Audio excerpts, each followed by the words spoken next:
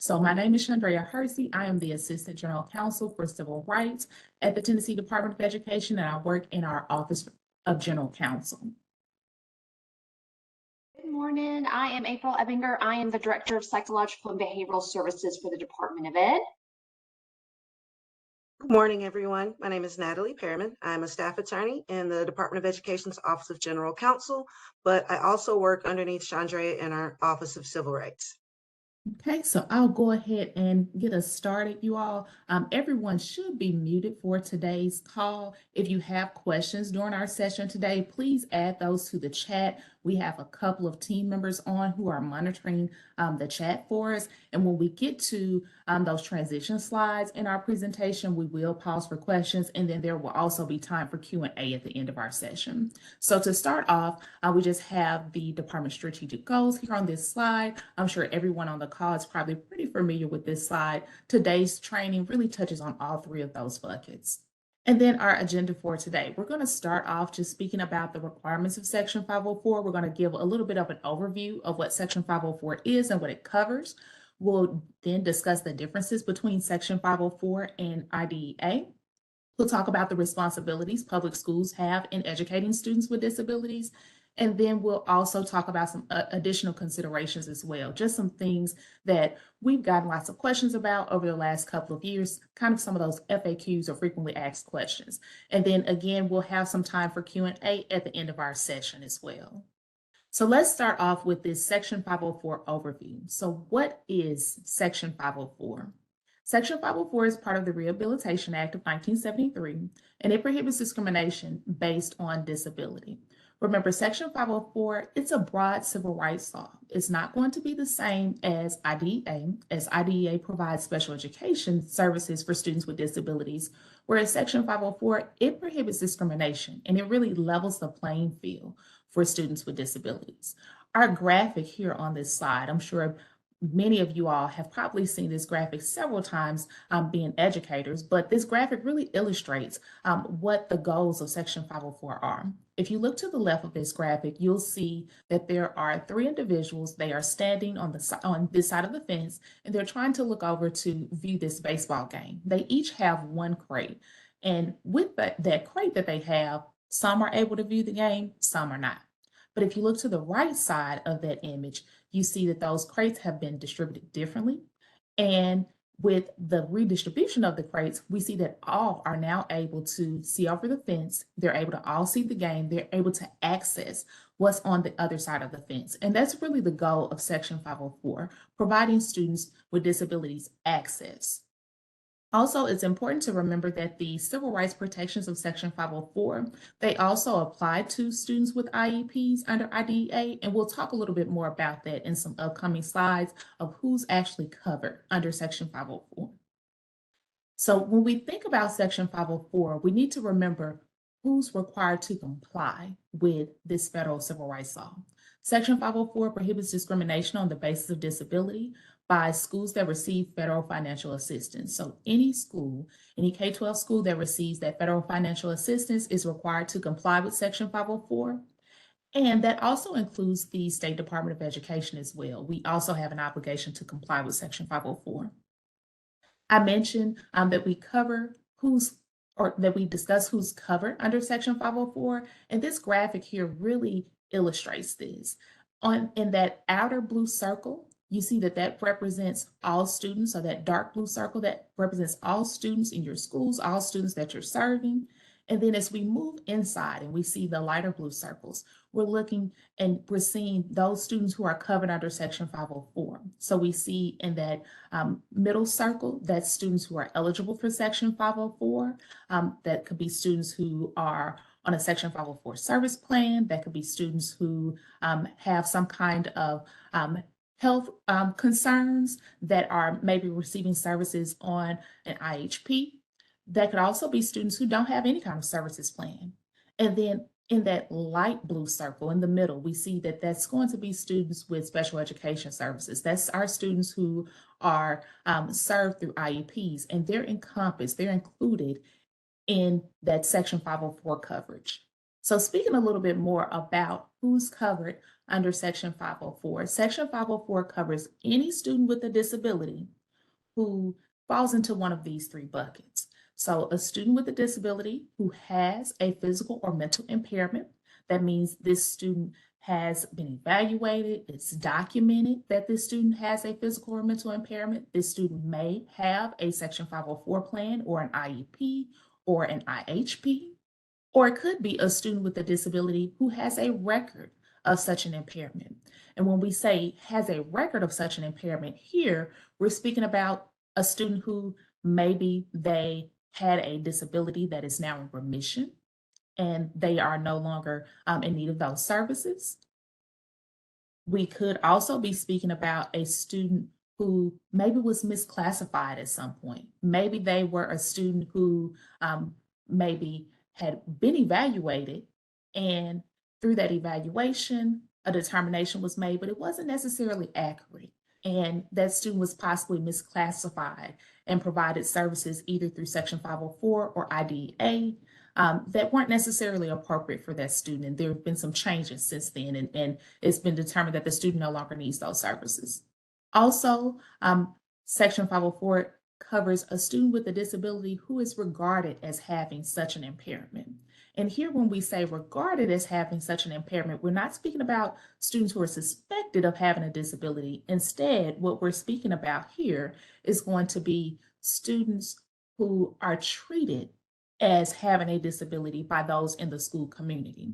This could be a student who a teacher maybe has heard a rumor, or maybe even received some information from a parent about the student having an impairment, and they're providing some accommodations for the student in the classroom. That could be possible. The student hasn't been evaluated yet. There's nothing to actually document that this is a student with a disability just yet, through an evaluation or through some kind of medical diagnosis that's been provided to the school, but they're still receiving those classroom accommodations because this is the teacher's belief, right? Or regarded as could also be a situation where students in the school are treating a student as though they are a student with an impairment because of beliefs or rumors that they may hold about a student. So what is the Section 504 plan? And we're going to come back to this later on in our presentation. But a Section 504 plan is a written document developed by a team or review committee that states the nature of the impairment, the specific accommodations, and the related support services to be provided to an eligible student. We'll talk about a Section 504 plan in upcoming slides and eligibility for a 504 plan. But what's important to note here is that this is an available option for students with disabilities who are covered under Section 504. When thinking about who gets a Section 504 plan, it's going to be a student with a physical or mental impairment. And then there's a second piece that substantially limits one or more major life activity. We're going to go into defining all of these terms in upcoming slides. But what's important for you all to note right now is that these determinations of whether a student has a physical or mental impairment that substantially limits one or more major life activity must be made on a case-by-case basis. We get questions about Section 504 plans all the time, and what's important for any educator to note is that those decisions must be made on a case-by-case basis. Also, remember that most, if not all, students with IEPs are going to meet this criteria, and they're therefore protected under Section 504. So here we just have some student profiles.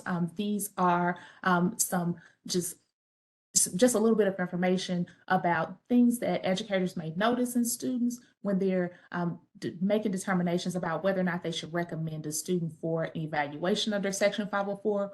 We'll come back and speak more about the evaluation process, but we just wanted to share these profiles at the start of our presentation, just so you can start thinking about what students may be covered under Section 504. Thank you, Chandrea. When we start to look at these student profiles as well, this is really critical as 504 coordinators in your building to educate your teachers. Often teachers are the first line of defense. They are the ones that are seeing some of these signs and symptoms emerge in our students. And we really need to have that adage, that airport motto, if you see something, say something. So if your teachers start to notice anything that may be atypical or maladaptive, that they understand and know what the referral process is. within your school buildings so that you guys can start the process to consider either an IDA or 504 evaluation. But again, these profiles are not exhaustive of all the characteristics that students can exhibit. However, it's really important for you guys to be really clear with your educators that anytime students are starting to show any symptoms that are really atypical, you guys need to move forward and at least bare minimum, have a meeting, talk with parents, and see if you can collect some additional information to support that student. Thanks, Natalie. So now we're going to get into the differences between IDEA and Section 504. IDEA is that Individuals with Disabilities Education Act. Our students are covered under IDEA if they qualify for an IEP. So we're going to talk about the similarities and differences because often I get questions around on the programmatic side of things. April, how do I know if we need to make a referral for 504, or how do we know if it rises to the level of needing an IDEA evaluation? So we're going to talk through the differences as well as one defining difference that will help you make those decisions with your teams. So as Chandrea mentioned too, Section 504 is protecting a qualified student with a disability regardless of whether that student requires a 504 plan or any type of related services or accommodations. IDEA is much more specific in terms of you must meet criteria with one of the qualifying disabilities, and then you must rise to that level, that two-pronged approach. Do you meet criteria, and then do you have that adverse impact on educational performance? So we're going to talk through what that means, as well as what other provisions are offered under 504 and IDEA. So here is the critical difference. As I told you just before, the IDEA has that two-pronged approach. Do you meet criteria, and do you have this adverse impact on educational performance? And how IDEA defines that is, do you require specially designed instruction? And if students require specially designed instruction, then you're really talking about an IDEA referral versus a 504 referral. I have always recommended to the 504 coordinators is to have this, that second bullet there next to you as you're going through your support team process, because this is going to help you understand if you need to go right or you need to go left in terms of a 504 versus an IDEA evaluation. So specially designed instruction as defined by IDEA is adapting as appropriate three things: the content, the methodology, or delivery of instruction. So this is really critical when you're talking through your initial conversations with parents or teachers who may have a concern about a student, is to ask some good questions around, are you having to adapt the content, methodology, and delivery of instruction? So what does that look like? Maybe the teachers are having to use curriculum that is 2 or 3 grade levels below for that student because they're not able to keep up at the same pace with grade level materials.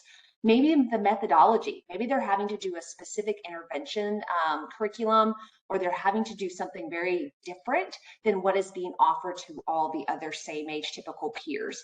And then think through that delivery of instruction. Maybe we're doing whole group lessons and that teacher's saying, oh no, I'm having to pull April back to my small group table and I'm having to do a lot of reteaching with her because she's not really able to keep up with the pacing and with what I'm doing with the whole group. If you start to hear anything around the adaptation of the content, methodology, or delivery instruction, you're really going to want to encourage your teams to consider that IDEA evaluation. Again, a student needs a 504 plan if they don't require that specially designed instruction, just those accommodations and related services in order to, it's all about, as Chandrea said, all about accessing general education. So what are some comparison similarities between 504 and IDEA? Again, as Chandrea mentioned, 504 is that broad civil rights law that we're protecting all of our students with disabilities from discrimination. IDEA is that federally funded statute, which provides obviously funding in order to provide services and supports for our students with disabilities. So qualifying disabilities on Section 504, we're going to talk a little bit later about what that actually entails, what is a physical or mental impairment, but really it can be any physical or mental impairment that substantially limits one or more major life activities. It is very broad in this context as opposed to IDEA, which is very specific. We have 14 federally defined eligibility categories, plus 2 state defined, including giftedness and functional delay. So students have to meet criteria within those 16 disabilities, and then again, require the need of that specially designed instruction in order to qualify. So we talk a lot under IDA around FAPE, that free and appropriate public education.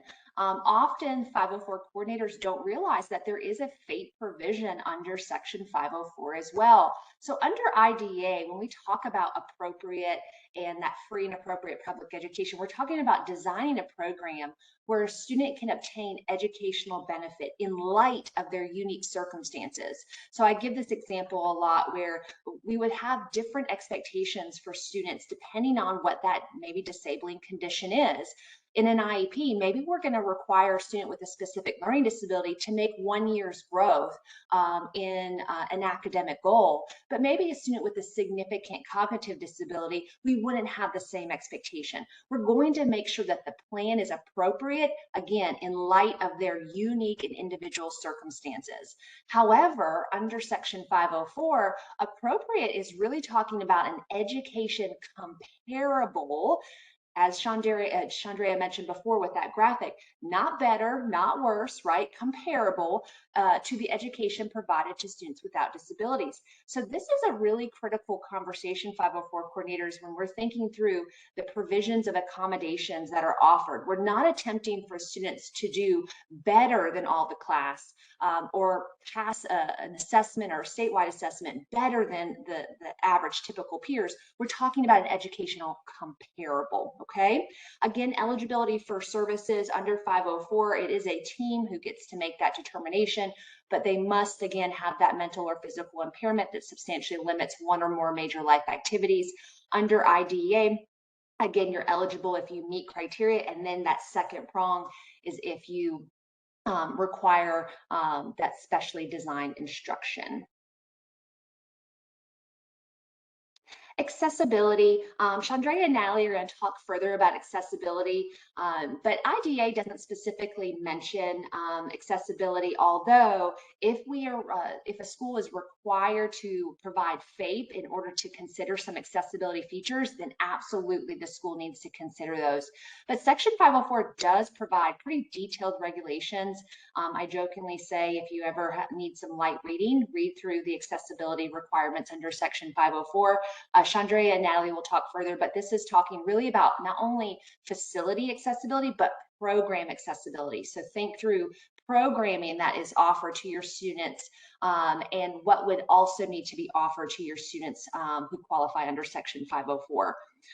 Evaluations, reevaluations. So prior to any eligibility determination, whether under 504 or IDA, you are required to conduct an evaluation. We're going to talk further about what that can entail. I would say that's probably one of the biggest questions I always get is, what is the evaluation? Who conducts the evaluation? We're going to talk further in some subsequent slides about that. But you are required under 504 and IDA to actually evaluate prior to determining eligibility. In terms of reevaluations, many of you know under IDA, we are required at minimum to conduct a reevaluation every 3 years. However, under Section 504, it just defines it as periodic reevaluations are required.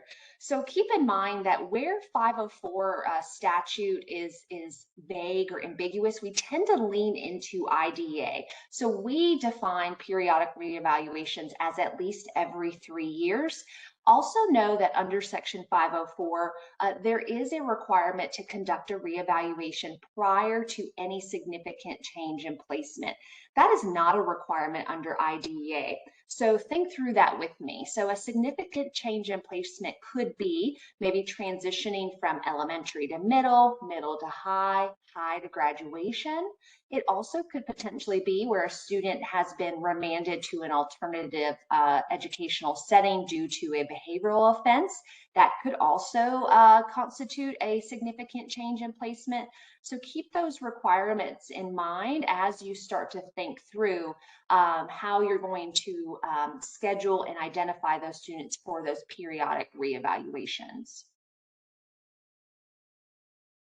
Transition services, many of you, especially if you serve as a school counselor in your building, you know that when students turn 14 in the state of Tennessee, we start to invite them and get them involved in their post-secondary planning in order to transition them to that post-secondary world. That is what the IEP is designed to do, is to provide them what they need in order to get them into a setting after school in order to be successful and contributing members of society, right? We do not have that same requirement under Section 504. Now, certainly, I would always advise that if the team feels it's important and advantageous to invite the student to these 504 meetings, you can certainly do that. But there is not a requirement for them to be involved at a certain age. We all know in this room that it is really important to start building those self-advocacy, self-efficacy skills early in our students. So certainly we would encourage you to consider, especially once students turn 14, to start involving them in those Section 504 meetings where they can have a voice about those services and or accommodations that would be most beneficial to them. But again, not required. Independent educational evaluations, these IEEs, don't we love our acronyms in education? This is something that is required under IDEA. So anytime, so as a school psychologist, anytime I evaluate a student under IDEA and the parent disagrees, they are entitled at public expense to receive an independent educational evaluation from a evaluator outside of the district. Again, this is every evaluation. They are entitled to request that if they would like. This is not required under Section 504.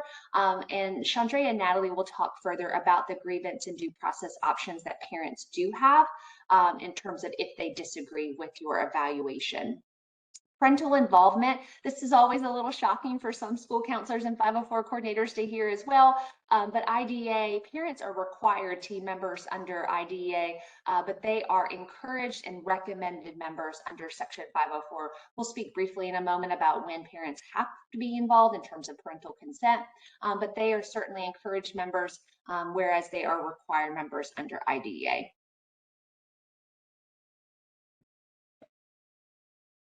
Thanks, April. So now we're going to speak about the obligations that school districts have under Section 504, and we're going to talk a little bit more about what's required in your policies and procedures related to Section 504.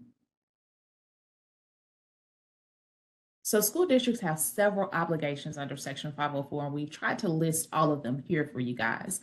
The first is going to be to implement a Section 504 policy, and we'll talk a little bit about those. Then to have a set of procedural safeguards and provide grievance processes for districts. We'll talk about those procedural safeguards as far as due process and general complaints, and then just general grievance processes under Section 504 as well. Districts are also required to ensure that students with disabilities are not bullied or harassed based on their disability, and if so, that they correct those actions of bullying and harassment by conducting investigations and remedying any effects of the bullying or harassment. They're also required to provide accessible services and programs and ensure that students are able to participate in athletics and extracurricular activities. Districts must also meet their child fine obligations under Section 504 and ensure that they find and notify the parents of any students with disabilities within their regions. And they must also refer and evaluate students suspected of having a disability. April mentioned FAPE earlier. Under Section 504, there is a FAPE requirement, and districts are required to provide FAPE to students with disabilities under Section 504, just as or in a similar fashion as they would under IDEA. And then there's a requirement to provide those services in a student's least restrictive environment as well. So let's talk about the implementation of a policy. So LEAs must implement non-discrimination policies and provide notice of those policies to everyone within their school's community. So that's parents, students, and employees as well. Most of our districts in the state of Tennessee have that policy in their policy manuals that are available online. That policy is usually found at Section 1.802, and that policy usually covers not just Section 504, but the Americans with Disabilities Act as well, and those grievance procedures. Within those policies, they speak about the procedural safeguards that districts have put in place to ensure that there is an identification, evaluation, and educational placement process for students. And those procedural safeguards must also be made available to parents as well. When you're conducting your evaluations, when you're conducting your Section 504 meetings, you need to be sure that parents are provided with copies of your procedural safeguards. Those procedural safeguards must include notice of the processes and procedures under Section 504. They must allow for a records review process for parents or guardians. They must also provide for an impartial due process hearing process with parent participation and allow for parents to include counsel or attorneys as well in that process. And they must also include review procedures. We'll speak a little bit more about due process in an upcoming slide, but what I want you all to know about those procedural safeguards as well with our new platform that allows for all of our school districts across the state to capture and track and manage their student Section 504 caseloads with Tennessee Post. Procedural safeguards are available on the Tennessee Post platform. That document can be used again during any conversations where you're sharing procedural safeguards with parents at the start of the identification and evaluation process and during any meetings as well where you're speaking about services or placements for students. Due process, as I mentioned, LEAs must establish procedures for due process that allow parents to challenge any decisions regarding identification, evaluation, or educational placement of his or her child. Remember, those are the three bases that parents have to pursue due process under Section 504. So anything related to the identification, evaluation, or placement of the child. Any other complaints or grievances that parents may have are going to be instead challenged or submitted through a general grievance process or a general complaints process. And we'll talk a little bit more about that next. So with your grievance procedures, districts are required to have just a set of general grievance procedures for solving complaints under Section 504. That grievance process, it is usually going to be ran by your Section 504 coordinator. So our Section 504 coordinators on the call, you should be very familiar with this process. It would be a process that would allow you to accept a complaint from a parent and to investigate and make a determination about whether or not the claims from the complaint can be substantiated, and if so, what would be the remedies and the appropriate measures to put in place to resolve the grievance. The grievance procedures that you have in place should include reasonable timeframes and an opportunity to present evidence, notification of findings, and an appeals process. And these grievance procedures must ensure that complaints are resolved in a prompt and equitable manner. So very similar to your due process procedures, they should allow for prompt and equitable resolution of any kinds of complaints. And again, your grievance procedures can cover any type of complaint that a parent may want to pursue under Section 504.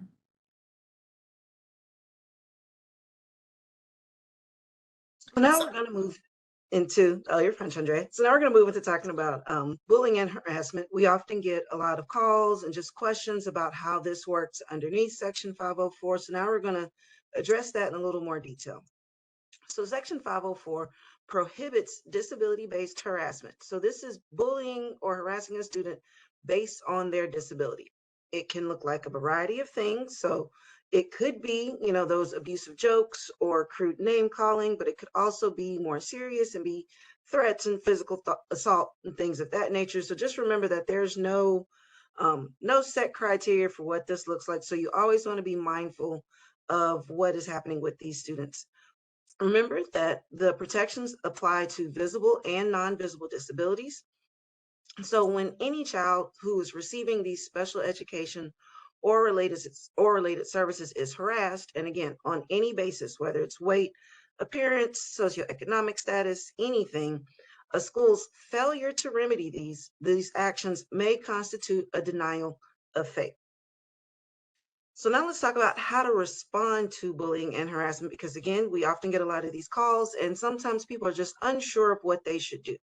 Well, under Tennessee law, it defines harassment, intimidation, bullying as any act that substantially interferes with the student's educational benefits, opportunities, or performance, and the act has the effect of physically harming a student or damaging a student's property, knowingly placing a student or students in reasonable fear of harm to the student or damage to their property, causing emotional distress to a student or students, or creating a hostile environment. Remember that the policy also outlines timeframes for responding to reports of bullying and harassment, the appropriate measures for responding to and resolving reports and complaints, and other provisions regarding retaliation, false accusations, and compliance reporting. And all those things we'll touch on a little further in this presentation. You also want to keep in mind your timeframes. So upon determining that there's been a violation, a principal or their designee, they shall conduct a prompt, thorough, and complete investigation of each alleged incident. And I want to stress that each alleged incident. So if you get a report that there's been an instance of bullying and harassment on Monday regarding a particular student, and then you get another report on Wednesday, those are separate alleged incidents and should be treated as such. It may be possible that they're connected, but you don't ever want to dismiss one particular report or allegation just because it might involve the same students. All investigations shall be completed and appropriate intervention taken within 20 calendar days from the receipt of the initial report. I want to note for you here that if for any reason there's ever a delay in this, and it might take longer than 20 days to complete and put in place those appropriate interventions, you want to make sure that you're always documenting any reason for a delay, whether that delay is because there's a break in the school calendar, maybe spring break, winter break, or summer break, something like that, or if there's a delay due to trying to implement whatever supportive measures just because of availability of personnel, or maybe trying to conduct some interviews or just figure out what's happening. Again, if there's ever any delay, make sure you're documenting that. So Section 504 regulations also incorporate the anti-retaliation provision of Title VI of the Civil Rights Act. And Section 504 prohibits retaliation for assisting in securing compliance with the law. Basically, this just means that Section 504 retaliation claims protect anyone involved in that process. As April mentioned earlier, if you see something, say something. So whether it is a student who has reported a claim of bullying or harassment, or it's another student that may be a witness in a situation, they're all protected from retaliation in this process. As it pertains to equal access, districts must provide equal opportunities of a qualified person with a disability to participate in or benefit from educational aid, benefits, or services. Again, think back to that original image that Chandrea talked about in the beginning. The goal here is to make sure that the playing field is appropriate for all persons. As April mentioned earlier, accessibility and comparable facilities are a little different under Section 504. So LEAs are required to ensure that students and others with disabilities, including parents or guardians, are not denied access to programs or activities because of inaccessible facilities. This includes the academic buildings, walkways, restrooms, athletic facilities, and parking spaces. So for facilities that were constructed prior to June 4th, 1977, those are referred to as existing facilities, and the regulation requires that the recipients of the program or activity, when viewed in its entirety, be readily accessible to persons with disabilities. For facilities built after June 4th, 1977, those are referred to as new construction, and the regulation requires that those facilities must be designed and constructed in such a manner that is readily accessible and usable to persons with disabilities. If you are not sure if your building or parts of your building fall under a particular regulation, we always want to encourage you to consult your local board attorney to determine which buildings apply to which standards. Remember that these requirements to ensure accessibility depend on the date that building or the part of that building was initially built or altered. And any district facility for persons with disabilities must be comparable to the other facilities and services and activities of the district. Again, we know that a lot of buildings might have been built at one point, but have additional wings or walkways or other spaces that may have been added later. Again, you'll want to consult with your local board attorneys to make sure that all parts of your campus are within regulation accordingly. Now let's talk about extracurricular and other non-academic situations. So students with disabilities, again, they must be provided an equal opportunity to participate in transportation, lunch, recess, PE, clubs, band, athletics, etc. And I want to note that these activities may be a part of the student's 504 plan, depending on that particular student's needs. As April and Chandra mentioned earlier, there is that child find requirement. So every year, each district must identify students with disabilities in their district and notify parents and guardians of students with disabilities of their duties under Section 504. Remember, Section 504 requires districts to annually identify and locate every qualified individual with a disability residing in the district's jurisdiction. The obligation extends to students attending private schools, children residing in hospitals and universities, and homeless children. Districts must complete this requirement by providing notices to private schools, state and local agencies, or by placing notices in local newspapers. So I'm not sure if we mentioned it earlier, but we have a couple different scenarios throughout today's training where we're going to kind of read through a fact pattern and give you a couple answer choices just to, kind of do a temperature check and see, if what we're presenting is really sinking in. So we're calling them our you be the judge scenarios. So I'll read through the prompt.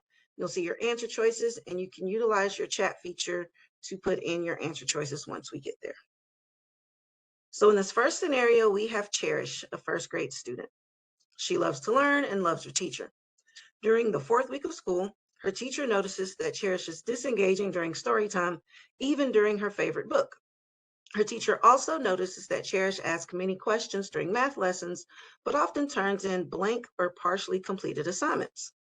On day 1 of the Unit 1 math assessment, Cherish asks her teacher for help, and the teacher tells Cherish she cannot help her on the test. The test ends, and the teacher notices Cherish has not answered a single question, and there are tear stains on the paper. So here's your first question. What should Cherish's teacher do? Should she A, pull Cherish out of art class to retake the test one-on-one? B, call Cherish's mom and tell her that Cherish failed her math test and that she should make her study more? C, consult with her school's Section 504 and special education coordinators because she suspects Cherish has a learning disability? Or D, assume that Cherish must be going through something at home and leave her be? So I'll give you a few moments to review your answer choices here, and feel free to just drop the letters in the chat whenever you're ready.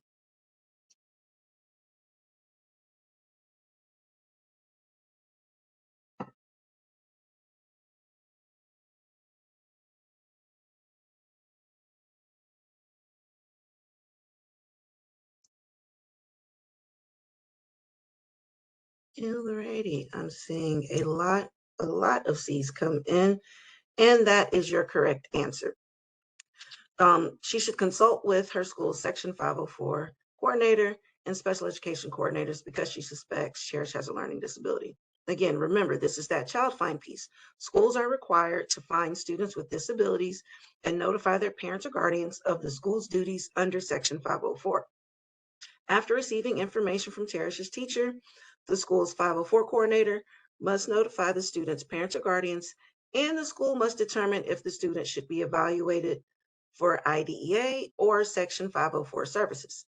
If it's determined that Cherish does not need a special education evaluation, or if after the evaluation she does not qualify for an IEP, Cherish may still receive other 504 services if she meets the 504 definition of an individual with a disability and needs related aids or services or supplemental services. So we know this has been a lot of information, especially early in the morning on a Monday. So we've reached our first break here. I'm going to Set it for 10 minutes. You can cut your cameras off, but leave the sound on. When you hear this go off, we'll pick back up with this training and we'll start discussing the evaluation piece in a little more detail. So you guys have just a quick 10-minute break here. All right, so now, guys, we're going to dive into the evaluation. So as I mentioned before, prior to determining eligibility for any student under Section 504, you must evaluate. So what does that entail? What can that involve? Who can be involved? We're going to dive into those pieces and parts. You must have parental consent to do this evaluation. So keep in mind, as we referenced before, that parents are recommended team members, but you do need to have parent consent prior to conducting the evaluation. We have a note here just to call out around response to intervention. Again, if a student has been in tiered intervention year after year after year, really the LEA needs to consider an evaluation, whether for under Section 504 or under IDEA. We really want to be cautious that students are just not living in that hamster wheel of RTI, and that we are being responsive to that data. And if students are not making growth as expected, we need to evaluate either under Section 504 or IDEA. So this is just a call out here as you consider your current district policies and procedures around RTI. So when must that evaluation occur? Again, that initial evaluation must be completed when a team suspects that that student has that mental or physical impairment that substantially limits one or more major life activities. Again, this evaluation must occur prior to determining eligibility and initial placement. Keep in mind that often, especially as 504 coordinators, we receive a lot of good information from our parents and other stakeholders. For example, they may bring you an outside diagnosis, and that is certainly a good first step in order that for you to begin that 504 evaluation process. But again, you're still responsible as the 504 coordinator to conduct an evaluation in collaboration with that parent or guardian and any outside information you're receiving. So the purpose of that evaluation, again, is to determine if they qualify under Section 504, but a larger picture here is that we want to ensure that we're not unnecessarily classifying students as having a disability when they really don't. Oftentimes, we will have stakeholders and parents reach out to us at TDOE, especially around testing time, asking for an evaluation in order to receive accommodations on a state assessment. And really, we need to be cautious about just handing out 504 plans for students. They do need to meet the criteria of having a physical or mental impairment that substantially limits one or more major life activities. And we always need to be cautious that we're not misclassifying again, or putting a label on a student when there really isn't a label to be placed on them. So this is still heavy information that we are working with students, and they are humans, and we want to make sure that we're doing right by those students and conducting a comprehensive evaluation to ensure that we're meeting their unique and individual needs. So on the next slide here, we're going to look through these three questions. Oh, excuse me, not the three questions. Next one is 504 team first. Oh, it's okay, Natalie, thank you so much. Their 504 team, remember, parents are not required members, but you'll notice here who is a required team member. Our 504 team is comprised of a Section 504 coordinator, more than likely you on this call, a principal LEA or an LEA designee, and then professionals knowledgeable about the student. We'll touch on that one a little bit further because this team is the one who is going to determine eligibility and then what that service plan is actually going to be comprised of.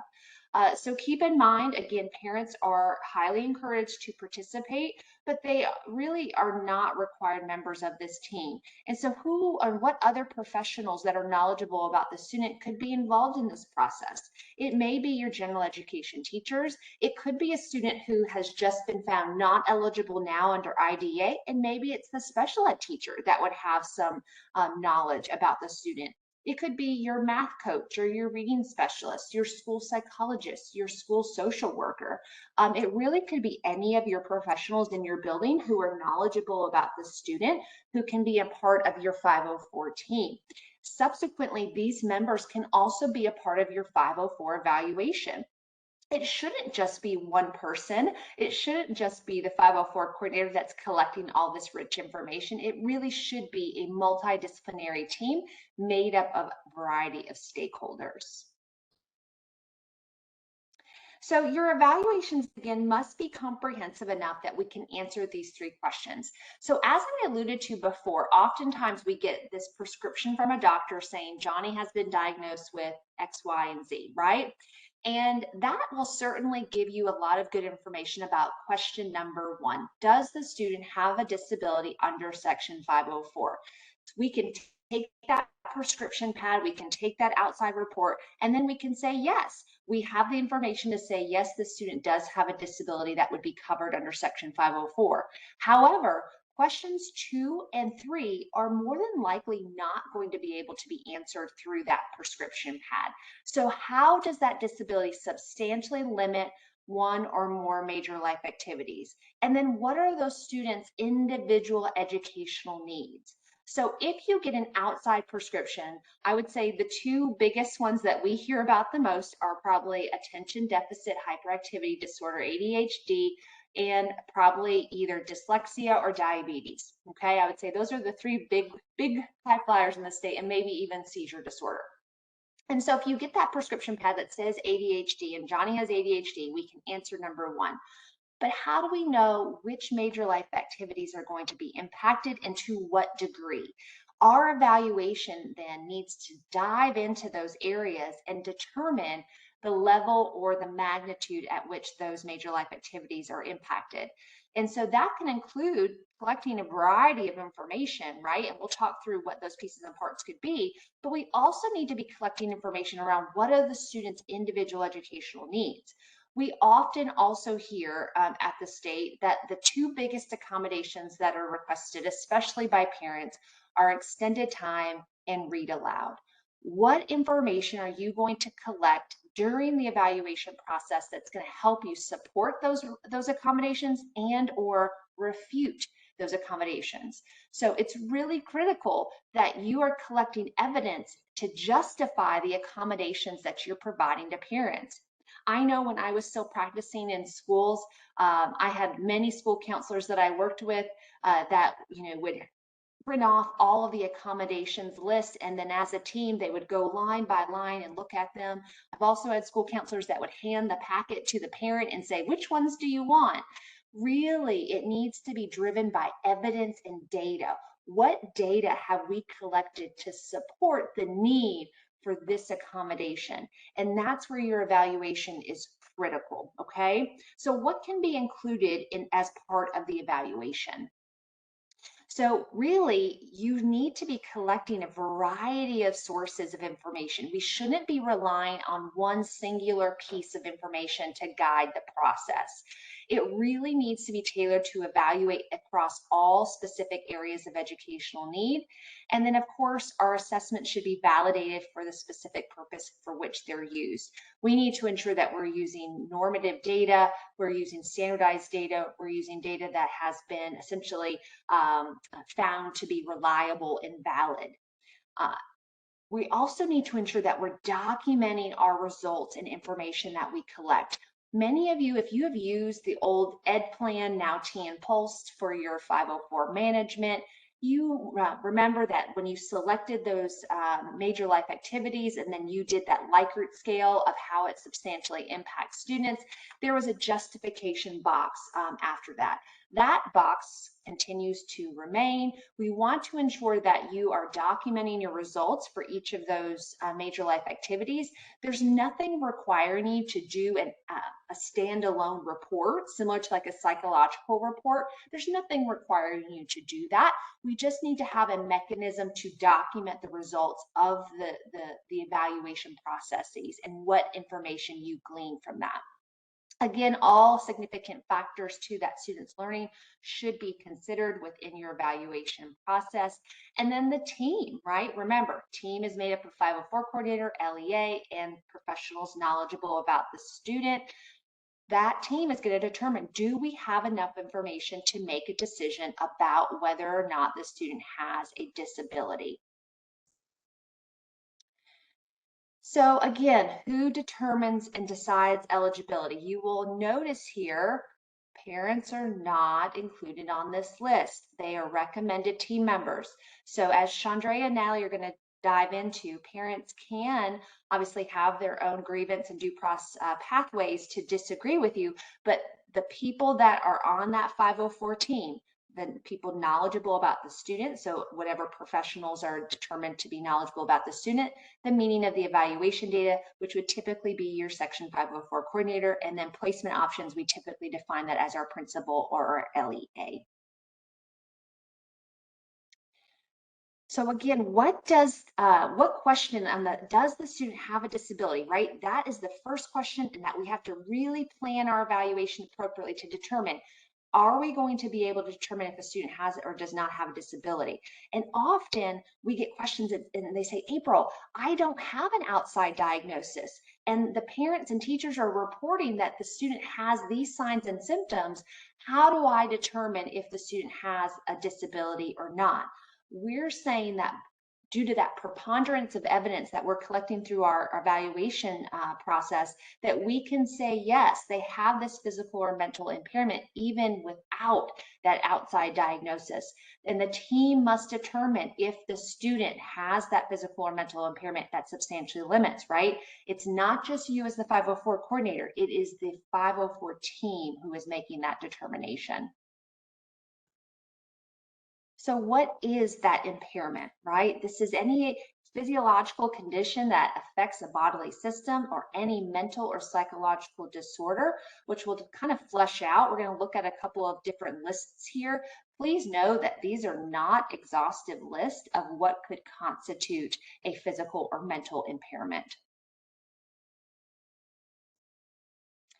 So you see here the definition provided under Section 504 of different bodily functions or impairments that could be impacted or included under that physical impairment category.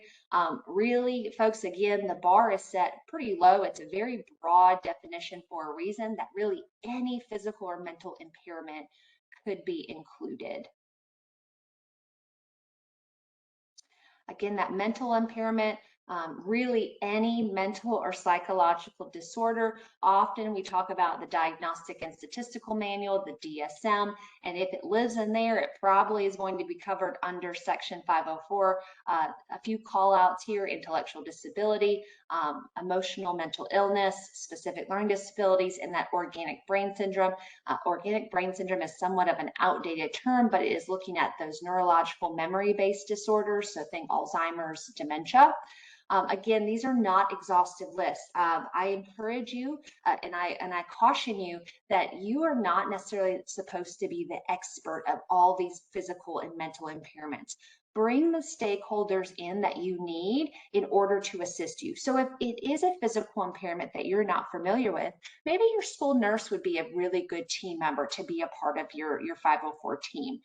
If it is a mental or a psychological disorder, maybe you need to bring in your school psychologist or your school social worker to assist you in that process. We are not asking you to be experts on all of these things, but you are bound to consider all of these different impairments that are maybe brought to you. And we need to ensure that you are bringing the stakeholders together that need to be at the table who can speak about these various disabilities.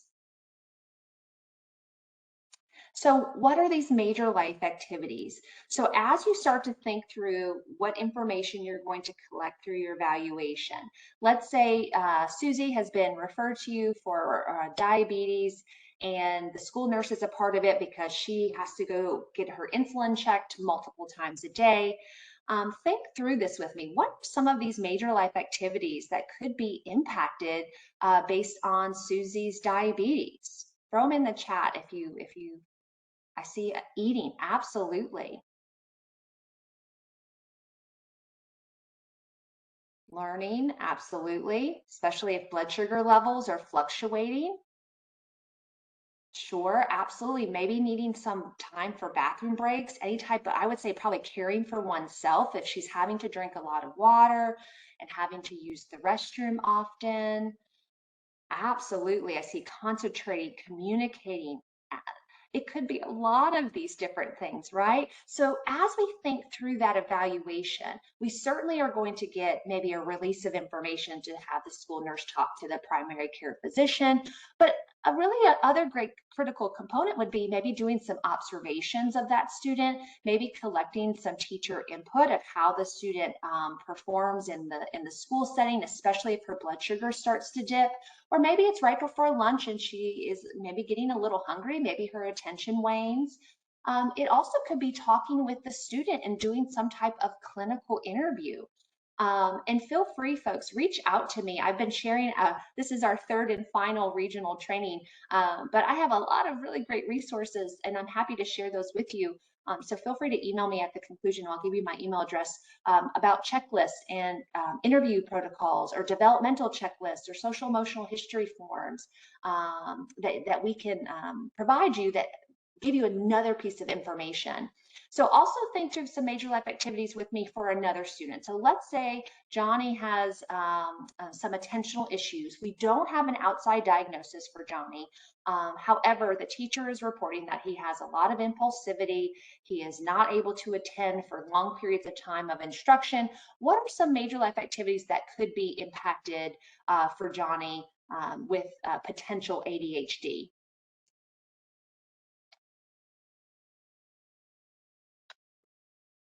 Absolutely. I see Susan said concentrating, learning, absolutely. Eating, oh, that's a good one, Amanda, especially if maybe Johnny is taking some type of psychostimulant, which would impact sleeping and his appetite. Absolutely. Thinking, it could be communicating. Again, so what information are we going to collect?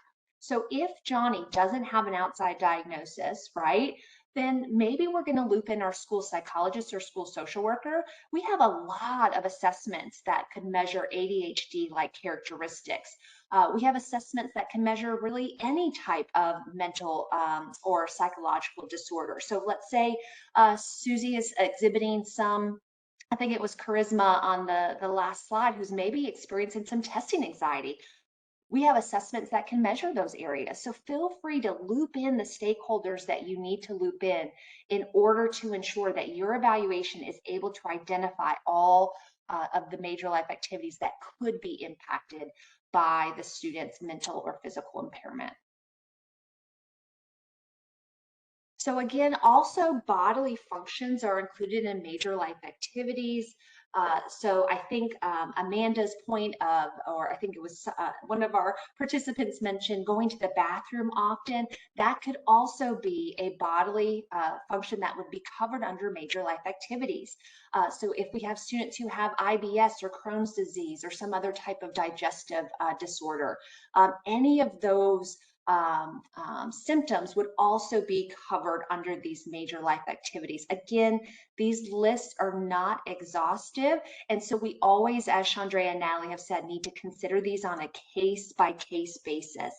I give an example a lot, especially around bodily functions, is a student that we were working with had to go through chemotherapy for leukemia. And so she also had an individual health plan, but she also had a 504 plan because she wasn't able to subsist throughout the entire day. She truly got so fatigued before lunch that she would fall asleep. And so we had to really create her plan around some of these bodily functions that were impacted by her. Also, because her immune system was so low due to the chemotherapy, there was other provisions that we had to put into place through her IHP and her 504 plan. So keep in mind that really any mental or physical impairment could be covered under a 504 plan, and we need to consider all of those again on a case-by-case basis. Medical diagnosis. I'm going to change the slide in the future, Natalie and Chandrea, so we can ask the question and have them respond. Does that alone, if a parent brings you a prescription pad and the doctor says they need a 504 plan, does that automatically qualify a student under Section 504? It does not. A medical diagnosis doesn't automatically qualify a student for services. There's nothing that's automatic under Section 504 or under IDEA. We are always bound to do and complete an evaluation. Now, remember, it may be able to answer question number 1, that yes, the doctors are saying that the student has a physical or mental impairment, but we are not able to potentially to answer questions 2 and 3 in terms of what are the educational needs and how does that impairment substantially limit one or more major life activities. Is a medical diagnosis required for them to qualify for a 504 plan? What do you guys think in the chat box? Yes or no? Is a medical diagnosis required? I think I've alluded to this quite enough that you guys already know this, but yes, no, a medical diagnosis is not required. I know when we've done, Chandra and Natalie and I've done these trainings face to face, we always get a lot of questions around, well, if it is depression or anxiety, or if it is some type of medical issue that we don't really know a lot about, how can we assess that? And really, we're not diagnosing, quote unquote. We are saying that the student perhaps has this mental or physical impairment due to the evidence that we've collected and all of the stakeholders that we have included in that process in order for that student to receive the supports and accommodations necessary, again, to have an educational comparable to same age peers. So medical diagnoses are not required, and I would always caution you, I would say too, we hear a lot from parents that they are being required to provide a medical diagnosis. Please be cautious. We cannot require parents or guardians to provide us medical diagnoses in order to qualify, again, under IDEA or Section 504 plans. Now, substantially limits. I hear a lot from stakeholders saying, April, this feels a little ambiguous to me. What does substantially limits mean? Again, I think if Chandra and Natalie and I are ever brave enough, we'll get a tattoo that says determined on a case-by-case basis. But it should be determined based on all of the information that you're providing, knowing in the back of your mind that we are required to provide that free and appropriate public education where appropriate is, an education comparable to non-disabled peers, right? And this doesn't mean that the student can't perform something or there's a severe restriction. It could be that they have a mild or moderate restriction in terms of completing it. Things in terms of students with maybe diabetes, that they potentially can participate in some aspects of physical exertion. Maybe on the playground, they are able to play for maybe short periods of time, but they can't last the full 15, 20 minutes of that recess period. Or maybe a student with ADHD is able to pay attention for a short period of time, but maybe not for the entire lecture of his hour-and-a-half history course. So again, it should be on a case-by-case basis determine how the impairment substantially limits. And it's really critical always as 504 coordinators is to really be able to put our eyes on the kid in various settings in order to collect good data of how the student is impacted with this impairment. And in doing so, we're going to be able to collect information around the condition, manner, and duration. So I always found it to be really helpful, especially if it is an intentional issue, is to collect information in the classroom as I'm observing the student, and then have other typical peers that I am collecting information on too. So then in my meeting, I can say, Johnny was able to attend to instruction 62% of the time. And compared to typical peers, their average was on task, paying attention 89% of the time. And so then we could really show that there was a difference between the student's performance compared to typical peers. That's going to give you, again, a lot of good evidence to show that substantial limitation in terms of how that impairment is impacting them, okay? So what are those students' individual educational needs? I feel like a lot of our schools are very data rich. So we have a lot of benchmark assessments, screening assessments, progress monitoring assessments to really understand those educational needs. But certainly you can collect additional information. If that means you want your teams to collect achievement data through a standardized achievement test. I've worked with students before in the past. I had a student who was in a pretty significant car accident and didn't rise to the level of being able to have a formal diagnosis of a traumatic brain injury, but was suffering the consequences of a pretty substantial concussion. And so through the 504 process, the team agreed that it would be helpful to do a neurological cognitive assessment to determine how the concussion was impacting him. We looked at his short-term and long-term memory and his processing speed. And that was really the crux of how we substantiated the plan, is because we were able to collect that information to know that his short-term and long-term memory was impacted. And we weren't sure the duration of how long that would last, but the plan itself was going to be able to provide the accommodations that would serve that student. So any assessments can be administered if it's going to help the team understand what the student's individual educational needs are. I also love to have adaptive behavior checklists completed. I have those. If you would like them, feel free to shoot me an email.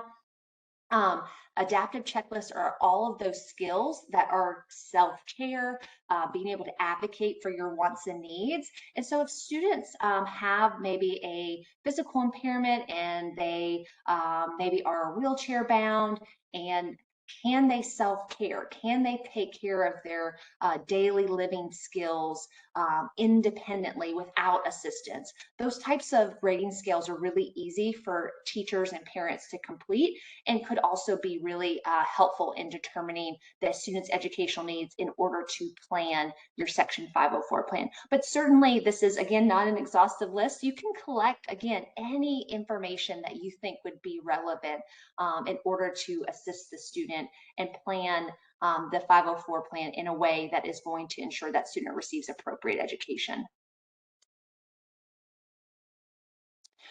Mitigating measures. I'm going to read this, and I know I see some questions coming in. We are going to field those at the end of our session. So please know that keep the questions coming, and we will, Chandrea, Natalie, and I will field those at the end once we can stop the recording. Mitigating measures. So as of January 1st, 2009, I'm going to read this to you because it is a mouthful, okay? School districts, in determining whether a student has that physical or mental impairment, right, must not consider the ameliorating effects of any mitigating measures that the student is using. Ooh, say that 3 times fast, right? Let me give you this example. So Johnny was referred for ADHD. The parents provided you the outside diagnosis. And because we know that where 504 is a little vague or ambiguous, we are going to complete that evaluation in a timely manner. And we define that typically as being 60 days in the 504 world. So we're about day 31, 32 into our evaluation. And the teacher comes down to your office and says, oh my goodness, Johnny is just night and day different. He's staying on task. He's participating in our discussions. He is completing his work, and he is just now the model student. Well, because you're curious, you call the parent, and the parent says, oh, I forgot to tell you. We started Johnny on a psychostimulant about 2 weeks ago in consultation with his primary care physician. Oh, that makes sense. So now you get to your eligibility meeting and the team says, well, we're not seeing the same concerns that we saw before the medication. What do? Does your team consider Johnny pre-medication or post-medication when making eligibility determinations? What do you guys think? Throw it into the chat. Pre-medication or post-medication? Look at all these rock stars. You guys should teach this course for us next time. Pre-medication, yes. So because we are not considering any of those ameliorating, the lessening effects of any mitigating measures. And that includes, again, medication. And always keep in mind, and many of you know on this call, medications change. Sometimes students reach this level of plateau and then dosages need to be modified. We want to ensure that the students have what they need in their plan in order to, again, receive that free and appropriate public education. And in case medications change or stop or any of those reasons, we are going to provide that.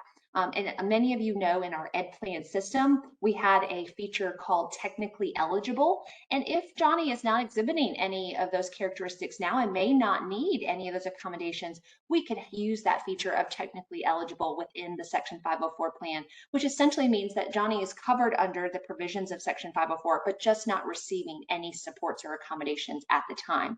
So again, this is not an exhaustive list, but any mobility devices, so think wheelchairs, crutches, any use of assistive technology.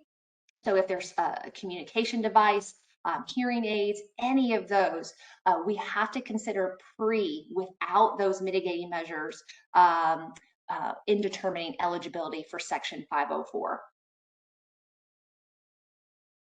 Transitory impairment.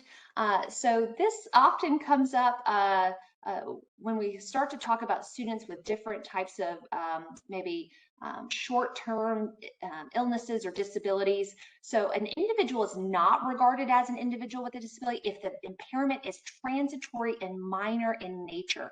And what we look at here is if the impairment is expected or has an actual duration of 6 months or less, then they would not be covered under Section 504. I do want to just give you a word of caution because, again, usually around testing time, we get a lot of questions. You know, Johnny was climbing in a tree and he fell and he broke his arm. It's his dominant hand and he has to take the riding assessment. We are always going to encourage you, again, on a case-by-case basis to do what's best for kids. And if that means we need to evaluate for a 504 plan in order for Johnny to receive accommodations on the statewide assessment, please do what's best for kids.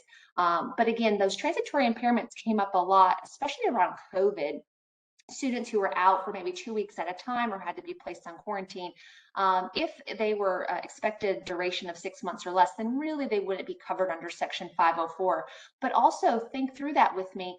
Now we have the emergence of this long COVID symptomatology. And so certainly students who weren't originally covered under having COVID may now be covered under having long COVID. So again, it's always really important to consider these requests on a case-by-case basis as you think through this with your team to ensure that students are appropriately identified and then appropriately served under these plans. So come to our second You Be the Judge. I'm going to read this quickly to you, and then you guys can look at your responses and throw those into the chat. Miss Leonard is preparing for her upcoming school year. She asked the school's 504 coordinator for 504 plan documents for any of the students listed on her roster. During teacher in-service, the 504 coordinator provides her with a stack of papers, which includes copies of 2 504 plans and a teacher input form for a student who is currently being evaluated for 504 eligibility. Ms. Leonard reviews the 2 504 plans to ensure she understands pertinent information regarding her student services, then places the documents in a filing cabinet where she keeps student information.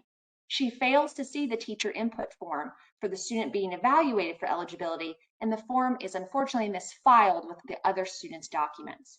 6 weeks later, the 504 coordinator presents Ms. Leonard with a copy of the 504 plan for the student who was recently evaluated. The plan indicates that the student has a qualifying learning disability, and the coordinator explains that the student's multidisciplinary team relied on data collected from the student's parent and physician to assess the student's eligibility because Ms. Leonard never returned her teacher input form.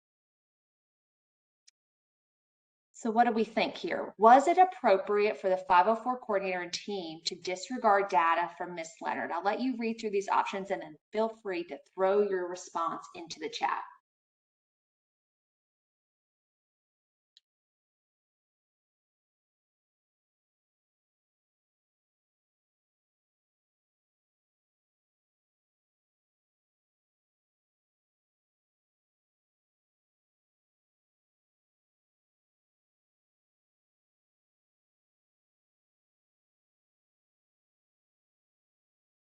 Perfect. I'm seeing a lot of C's so far.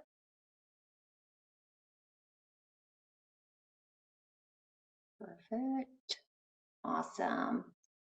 Carrie, thank you. Case by case.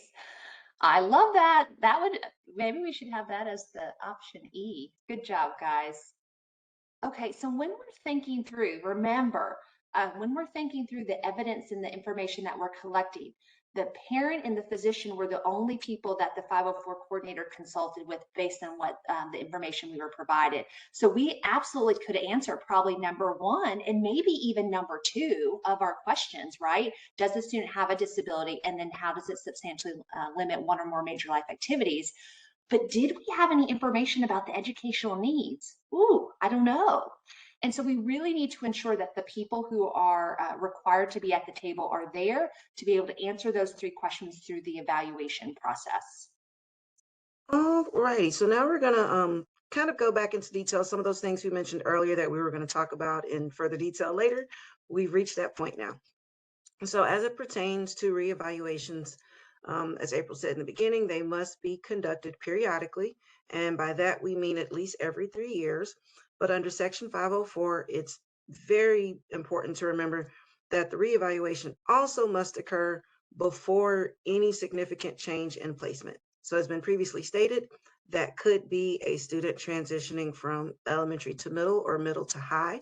It could be before a student transitions to a different setting, maybe an alternative school setting or placement.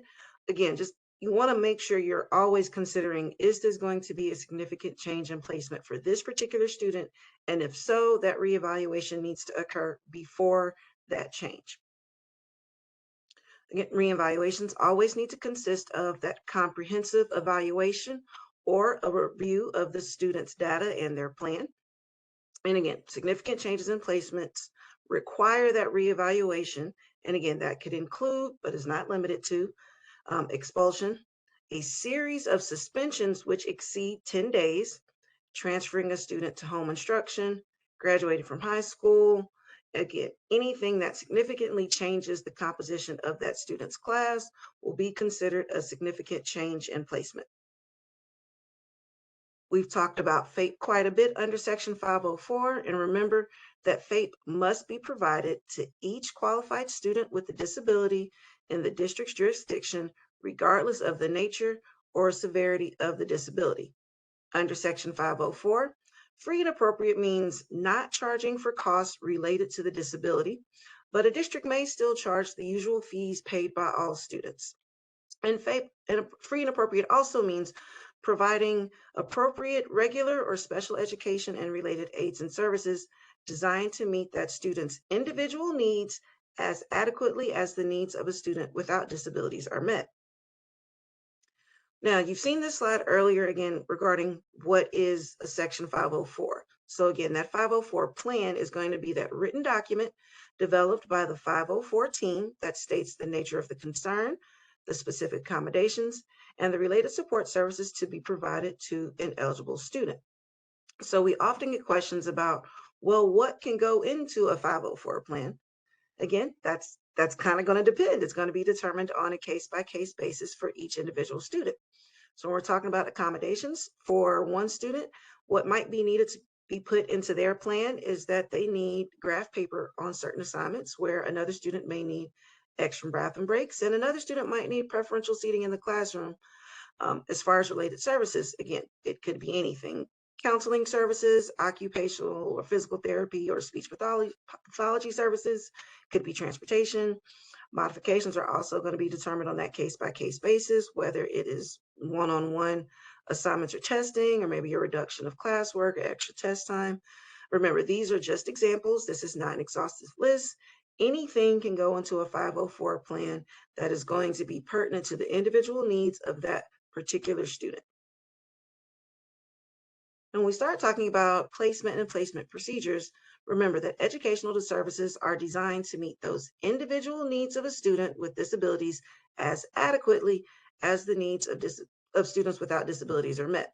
Again, your team is going to want to carefully consider evaluation information from a variety of sources. I think both April and Chandra have mentioned it earlier. That variety of sources could be everything from teacher observations to parent observations, the results of evaluations conducted by a school psychologist. It could also include information from a medical doctor. The point here is that you're going to want to incorporate a variety of sources and data points. And remember that the team is also going to carefully consider all significant factors affecting the student's ability to receive FAPE. The team should also make sure they are documenting all the information considered and not relying on assumptions regarding persons with disabilities or classes of such persons. Again, we know that different disabilities appear very differently across the board. So you can't treat all students with diabetes the same way. You can't treat all students who present with symptoms of ADHD the same way. Again, it's always going to be that case-by-case basis determination.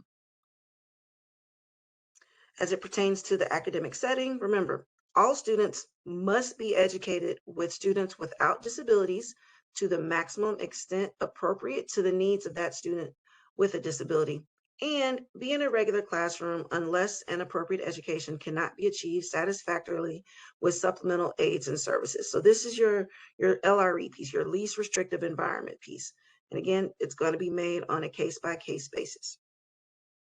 When we're talking about academic settings, again, we're talking about regular classes, classes with supplementary services, as well as special education and related service settings. So we've actually been flying through our presentation today, and we've reached another break slide, but I want to leave it up to you guys to let me know how you're feeling.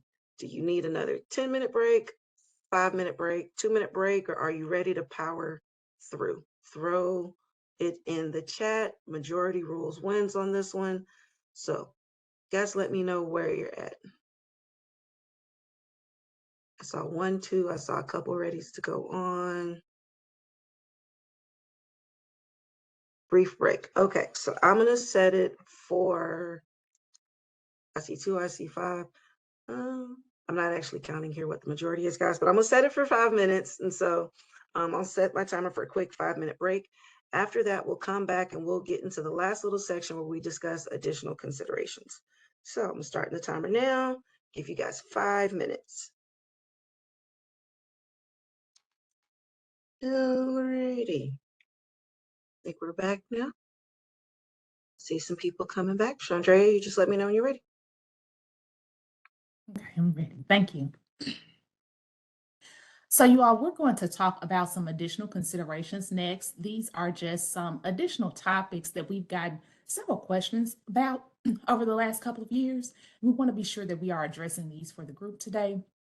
Some of these things may be things that are really important to Section 504 coordinators or school-based coordinators in your districts. Some of these things may be things that you guys aren't dealing with at all in your districts, or you are knowing exactly how to navigate.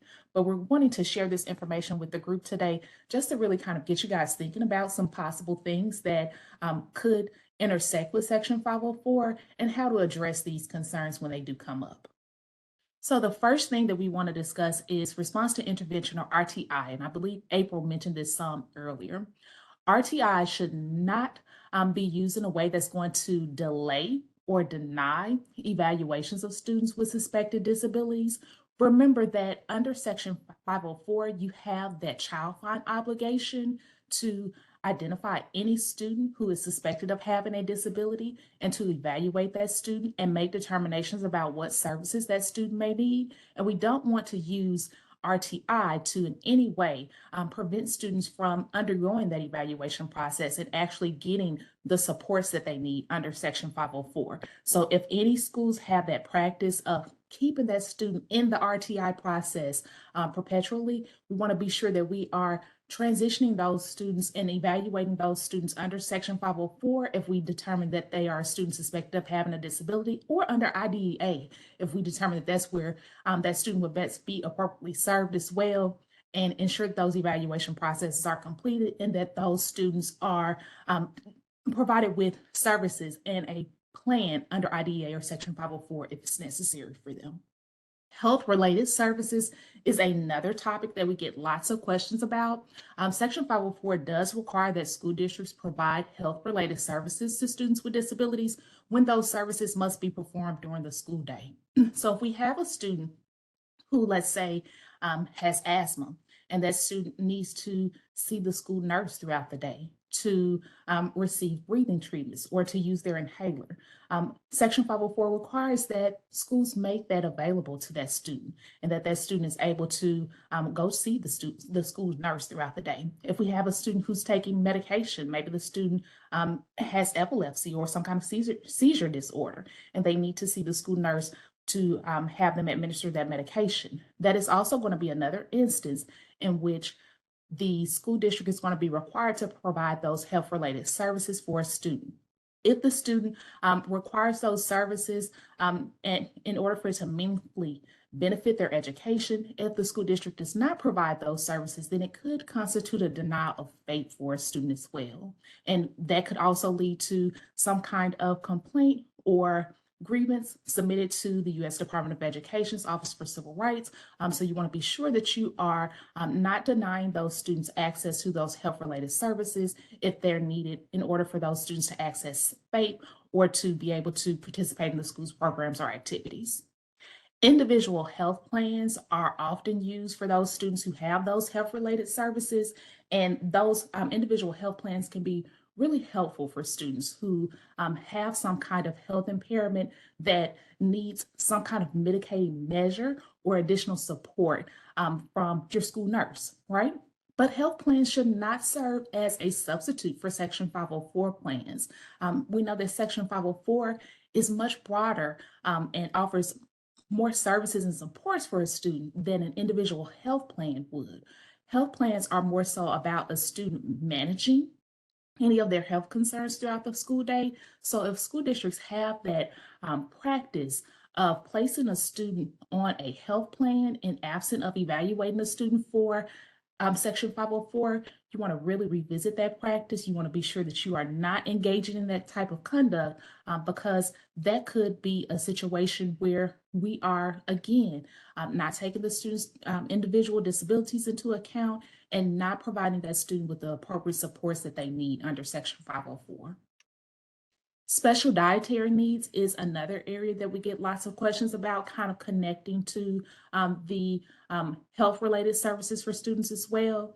A couple of things that we want you to remember as it relates to special dietary needs is if food is provided to all students, then it must also be provided to those students with disabilities who have special dietary needs on the same basis that food is provided to students without disabilities. So if you have school meal programs for breakfast and your school meal programs for lunch, during those time periods, if food is going to be provided to students, then those students who have those special dietary needs, whether it's an allergy or if a student has to avoid particular substances because of other health-related needs, then you must make sure that you're providing appropriate modifications or accommodations for those students with special dietary needs as well. Also, thinking about maybe your classroom parties, thinking about your Christmas parties or your end of year parties as well. If food is going to be provided to all students, then you're going to have to be sure that you're providing food and making it available to students with special dietary needs as well. Also, for students who do have those dietary needs where they may need to eat outside of those hours where a school would normally be providing food to students, like during lunch or during breakfast hour, those snacks that a student may need, if they're required in order for the student to manage their disability, then the school district must allow the student to be able to access those foods throughout the day, but the district is not required to provide those snacks unless they're providing snacks to all other students at the same time. Attendance. This is one we get lots of questions about. We get lots of questions about whether or not there can be any kind of modification in a student's schedule due to their disability. The answer here is yes. There are times where a student schedule may be modified under Section 504, and there's some things that you want to take into consideration as well. Students may need to attend part-time days, alternating days, or a specific amount of time. It's indicated in their IEP or 504. I think April mentioned a possible student earlier who may have cancer, and maybe that student is receiving some treatment and some chemotherapy. And as a result of the student receiving that care, the student may become tired at a certain point in the day and may not be able to really continue throughout the rest of the day. Maybe around lunchtime, that student is just exhausted and not able to continue throughout the rest of the day. That may be a need or an instance in which a school may need to shorten a student's day. If this is done, it has to be done on a case-by-case basis. The student must continue to receive FAPE. If there are modifications in their schedule, and FAPE must be provided in the student's least restrictive environment, as Natalie was mentioning earlier. And if a student needs that shortened day for any reason, it must meet the student's individual needs as appropriate and as outlined in their IEP or Section 504 plan. Homebound. We get lots of questions about homebound as well, and when it's going to be appropriate for a student who is receiving services under Section 504. Remember, in Tennessee, there are 2 reasons why a student may be placed on homebound. It could be a medical homebound or an educational homebound. For medical homebound, our state board rule at Section 0520-01-02-.10 covers medical homebound, and medical homebound is going to be appropriate when instruction is provided at home, at a hospital, or at any other related locations to children who are unable to attend school due to a medical condition. Remember, with medical homebound, you're going to have a medical doctor who is certifying those students for homebound. They're going to complete the appropriate paperwork and documentation, letting the school know that medical homebound is going to be the most appropriate placement for that student at the time because of their medical condition. An example of a student who may need medical homebound may be a student who is injured in a car accident. And that student, they have maybe lost mobility, they're recovering in the hospital or maybe even recovering in their home. And coming into the school environment is just not appropriate for the student at the time because of the medical treatment that they're being provided. Educational homebound is covered in our state board rule at Section 0520-01-09-.07. And educational homebound is going to be a determination made by a student's IEP team or Section 504 team. And this is going to be a determination that's made that a home, hospital, or related setting is going to be the student's least restrictive environment. In most cases, we're not going to see too much of educational homebound placements under Section 504. It's mostly going to be students who are served under IDEA. And then an example of a student who may need educational homebound and that student's IEP or 504 team is going to determine that this is going to be the student's best placement in the least restrictive environment for this student would be a student with behavior needs that require instruction in the home. Discipline. This is the one that we probably get the most questions about under Section 504. And we've kind of touched on this at different points throughout our presentation today, but we want to really spend some time on discipline and talk about what are the requirements that school districts must consider when they are disciplining students with disabilities under Section 504. So the first thing that's important to note is that manifestation determination reviews are a thing that you should be doing under Section 504. They must be conducted when a student with a disability commits a disciplinary infraction that could result in an expulsion or suspension for more than 10 consecutive school days, or when a series of suspensions creates a pattern of exclusions that constitute a significant change in placement. And here we're talking about a pattern of exclusion where the student is out of school or away from their same age peers for an extended period that is going to create that pattern of exclusion of more than 10 consecutive days. With that manifestation determination review, the school must determine if the conduct is caused by the student's disability, and if no, then the student may be disciplined in the same manner as students without disabilities. So in the same manner, according to your school's code of conduct, your district's disciplinary policies can be applied if it's determined that the conduct is not caused by the student's disability?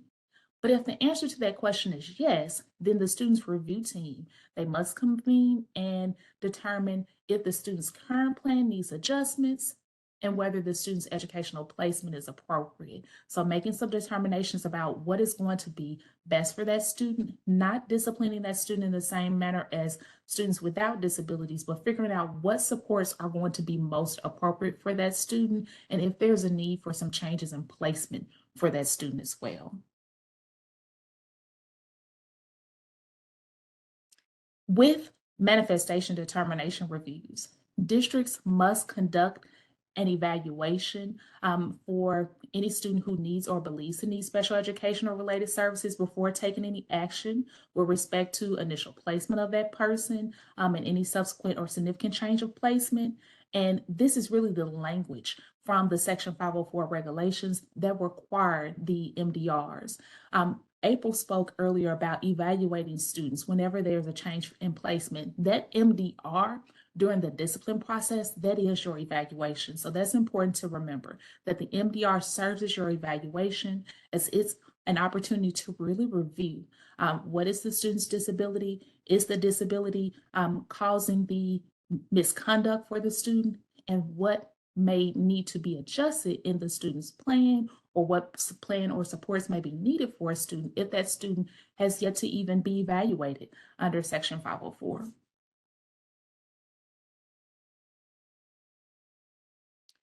We get questions about who serves on the MDR team under Section 504, and it's really going to be your same group that makes placement decisions. So it's going to be your group of people who are knowledgeable about the student, that group who's knowledgeable about the meaning of the evaluation data and the placement options. So that's your 504 coordinator, that's your principal, and that may be anyone else who has participated in that process of evaluating the student and serving on the student's team, who's making decisions about what's appropriate for that student. So it could be a school nurse, it could be a school psych, it could also be a social worker, it could be your classroom teachers, it could be your school counselors if your school counselors are not serving as your 504 coordinators.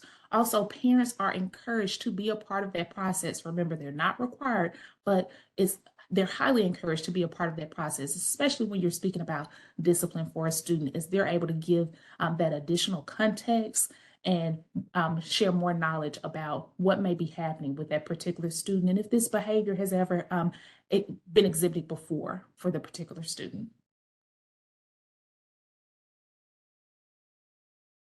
With the MDR, remember that your purpose is to determine whether the student's misconduct is caused by or related to their physical or mental impairment. And again, that's just connecting it back to the student's disability. Is this student's conduct somehow caused by the student's disability? So we have our last "you be the judge" question here. And I'm going to read through this just to be sure that everyone can get this information in case you can't see it here on your screen. And then we'll have some answer choices for you to select. And remember, you guys, this is our last one for the day, so we want full participation on this one. So here we have Keaton. He's a 5th grade student. He has a disability and a Section 504 plan. During the first semester, Keaton received 2 5-day out-of-school suspensions for fighting at school. Keaton's school provided him supports and interventions to address his behavior concerns, and he improved during the second semester. However, an incident occurred during the last month of school, which led the school to consider suspending Keaton for 2 days out, or I'm sorry, for a 2-day out-of-school suspension. This 2-day suspension will mean that Keaton has been suspended for a total of 12 days this school year. So my question for you is, what should the school do? What are the school's responsibilities for Keaton and his 504 plan? What should they be thinking about?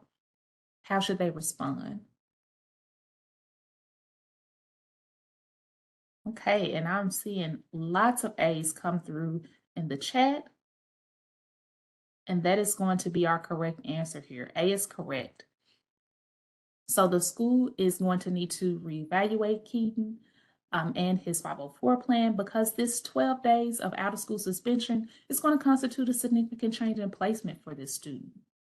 They must conduct a manifestation determination review and determine if Keaton's disability is the reason for his misconduct here. Remember that any form of exclusionary discipline that exceeds 10 days is going to constitute a significant change in placement, and it's going to trigger that need for a manifestation determination review. Let's look back to C and talk about why is the incorrect answer. So Natalie, if you'll go back for me, please. Why is C incorrect? The school should reevaluate Keaton and his 504 plan once he returns to school after his suspension. If you'll just add to the chat, why do you think C would not be the correct answer here?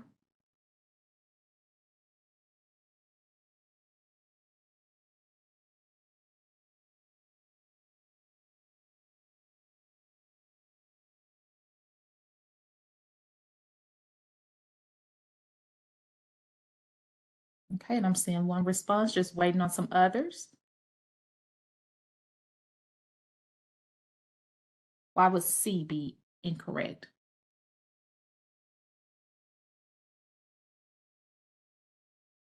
Okay, and I'm seeing some good responses here. One participant is saying because the law requires this evaluation before the 10 consecutive days. That's correct. And we need a plan in place before he returns. Exactly. We need to ensure that we have a plan for this student in place prior to him returning. Evaluation must happen before the change in placement.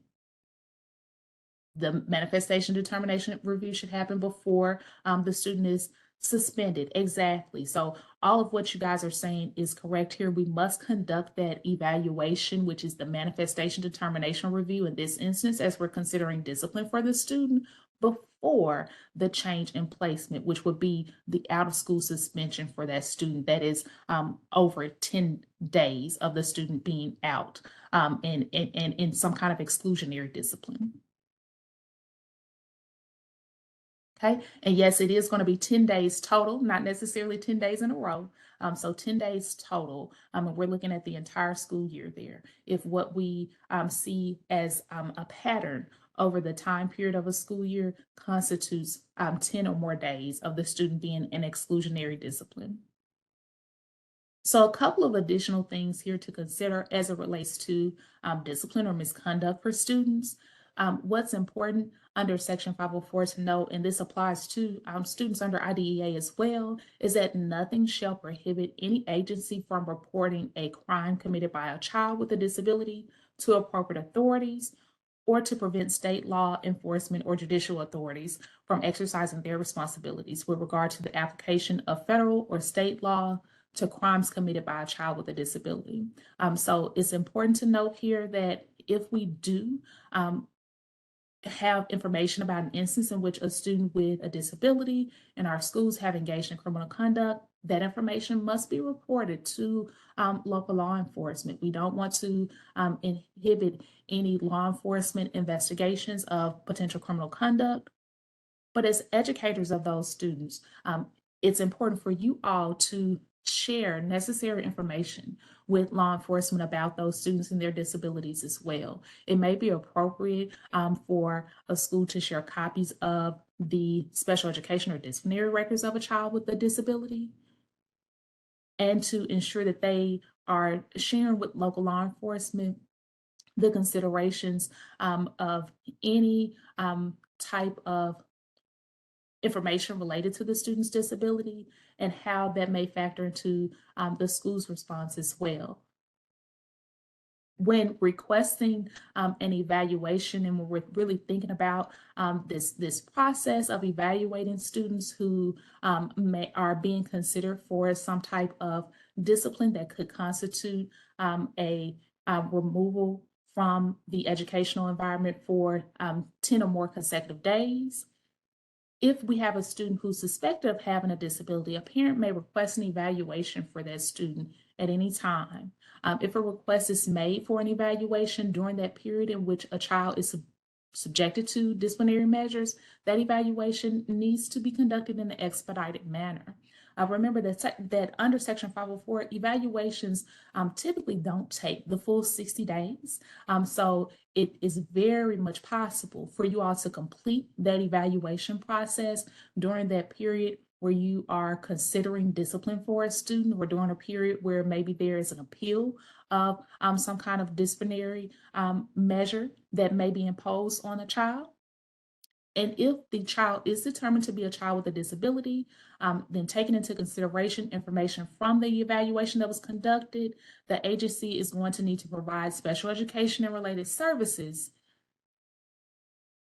pending the results of the evaluation. The child is going to need to remain in the educational placement determined by school authorities. So remember that after you've conducted that evaluation of a student suspected of having a disability, you're going to provide appropriate special education and related aids and services to that student if it's determined that the student does have a disability. And this, is something that was determined and figured out during this time period where you were considering some kind of exclusionary discipline for the student.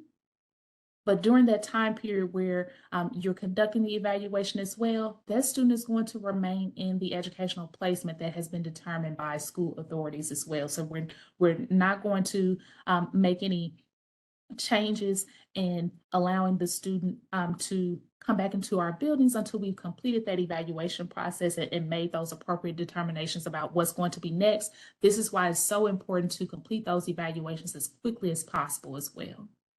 Okay. And then lastly, what's important to note about anything related to discipline of students with disabilities is that a parent of a child with a disability who disagrees with any decision regarding placement or a MDR, they're going to have an opportunity to appeal those decisions. So they can appeal those decisions through your grievance process, and they have that opportunity to have that information reviewed to determine if that's what's most appropriate for that student, or to determine as well if the student's disability was actually the cause of the student's misbehavior.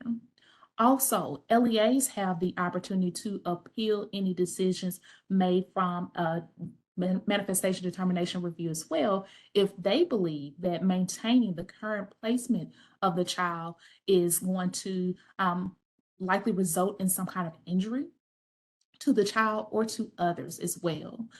They must, or they may have that option to request a hearing as well, and to have that decision reviewed to determine if there's a need for some kind of exclusionary discipline for that child, despite the fact that the student's disability may actually have caused the misconduct for that child. And this is only in a case where the LEA is going to believe that the placement of the child in the school environment is going to likely lead to injury of that child or injury of others.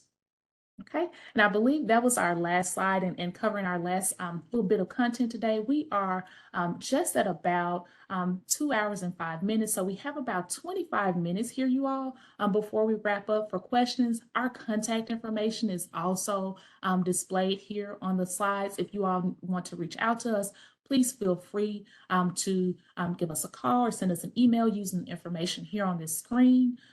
We will also be sharing out a copy of the slide decks and a copy of the recording as well